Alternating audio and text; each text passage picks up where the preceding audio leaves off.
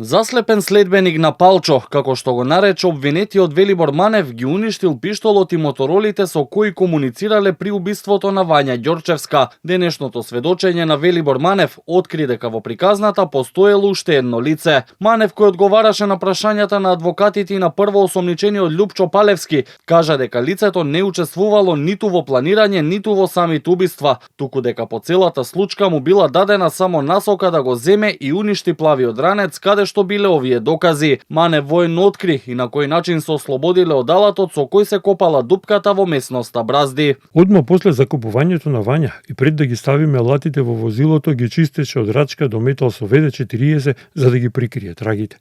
Лопатата со која закопавме Вања ја фрливме во дол на патот кон Глуво, кога одевме да ја запалиме колата на Панче Жежовски. Откако завршивме со закупувањето на Вања, Љупчо Палевски се запали ладнокрвна цигара.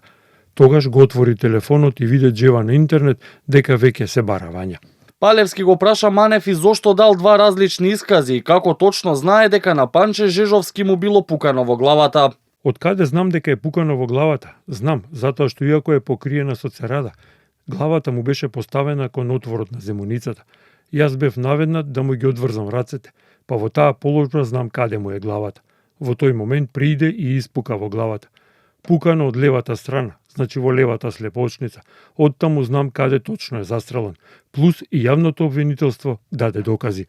Адвокатот на Палевски пак Јовица Страшевски тврдењата на Манев порочиштето ги нарече невистините. Лаже Велибор Манев заради тоа што му постави прашање да го открие кој е човекот кој го крие, ако имал доблест да каже да ги издае своите другари со кои бил заедно и нив да ги заглави, пошто тие се фамилиарни луѓе, а крие некој што би скрил најголемиот чин на убиството, тоа стварно невозможно е да го прави некој човек осем да лаже. Јас би побарал еви јавно обвинителството, ако треба и да ја запре постапката и да го најде човекот, да расчистиме еднаш кој е виновен со кој пиштол е пукано. Манев воедно објаснуваше дека личноста што требало да биде киднапирана била со слична висина и градба како Вања, па додека не ја отвориле вреќата на местото на убиството, не знаеле дека киднапирале некој друг. По ова, таткото на Вања Александар Ѓорчевски го праша Манев што се случи, зошто тогаш ми губивте детето, на што Манев му одговори дека на тоа прашање може да му одговори само Палевски. Адвокатот на таткото на Вања посочи дека исказите на Манев во потполност докажуваат дека Александар Ѓорчевски нема никаква вмешаност во овој криминален настан.